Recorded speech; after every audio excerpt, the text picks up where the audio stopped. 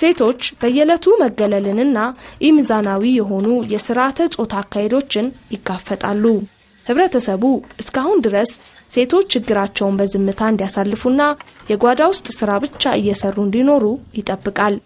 የብዙ ወጣት ሴቶች አመለካከት ግን ሴቶች ራሳቸው ስለ መብታቸው፣ ስለ ቤተሰብ፣ ስለ ተዋልዶ ጤናም ሆነ ስለ ፖለቲካ ጉዳዮች ሽንጣቸውን ገትረው በመናገር መብታቸውን የሚያስከብሩበት ወቅቱ አሁን ነው ይላሉ።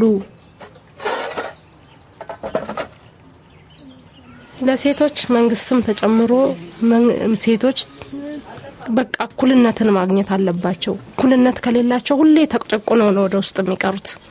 ሴቶች መብት ማግኘት አለባቸው። መብት ከሌላቸው ተጨቆነው ነው የሚቀሩት። ሁሌ ፈሪ ሆነው ነው የሚቀሩት። እንደ ልባቸው መናገርም አይችሉም። እንደፈለጉም ወጥተው መከላከልን አይችሉም። ግን መብት ካላቸው ከመንግስት ጋር ግንኙነት ካላቸው መንግስት ለነሱ አዘን ብሎ ከተነሳ መብት ይኖራቸዋል ብዬ ነው የምወስደው እንደኔ ሐሳብ።